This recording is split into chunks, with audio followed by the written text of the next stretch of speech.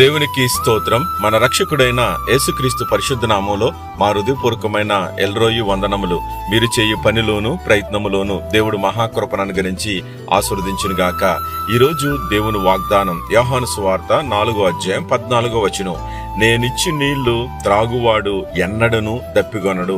ప్రియ దేవుని బిడ్డలారా, ఈ లోకంలో ప్రతి ఒక్కరూ దప్పుకుంటూ ఉంటాం. అనేక అలసిపోయినప్పుడు, పనులు చేసినప్పుడు మనం ఈ లోక శరీరం అలసిపోతూ ఉంటుంది. అయితే దేవుడు చెప్పేది ఈ లోకానుసారంగా నీళ్లు కోసం దప్పికొనటం కాదు, గాని పరలోకమందున్నటువంటి దేవుని యొక్క సన్నిధి కొరకు, పరలోక రాజ్యం కొరకు, సియోను రాజ్యం కొరకు, ఆత్మల రక్షణ కొరకు దేవుని వాక్యం సెలవిస్తుంది.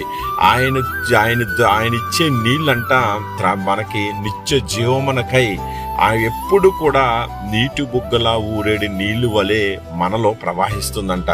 ఈ లోకానుసారంగా నువ్వు జీవిస్తూ ఉంటే కనుక, ఈ లోకానుసారంగానే నువ్వు ఆలోచించుకుంటూ పనుల్లో వెళ్ళిపోతూ అలిసిపోతూ ఎన్నో విధాలుగా నువ్వు మార్గాలు వెతుక్కుంటూ ఉంటావు.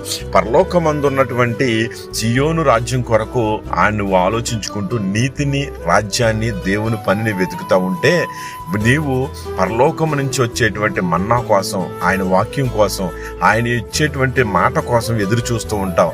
అందుకని అలా ఎదురు చూస్తూ ఉంటే కనుక ఆయన ఇచ్చే నీళ్లు ఎన్నడను దప్పికొనవంట. నీవు ఇంకెప్పుడు కూడా దేనికోసం, ఈ లోకములో ఉన్న దేనికోసం కూడా దప్పికొనవు, ఆశించవు, ఆలోచించవు. ఎప్పటికీ దేవుని రాజ్యం, దేవుని పని, దేవుని యొక్క సన్నిధిలోకి నా ఆత్మను నడిపించడం, ఆత్మను రక్షించడం, ఈ రీతిగా నువ్వు ప్రయాసపడుతుంటావు. కాబట్టి దేవుని వాక్యం సెలవిస్తుంది, మీరందరూ నా గొర్రెలు, నా స్వరం వినాలి, వినాలి, వినాలి.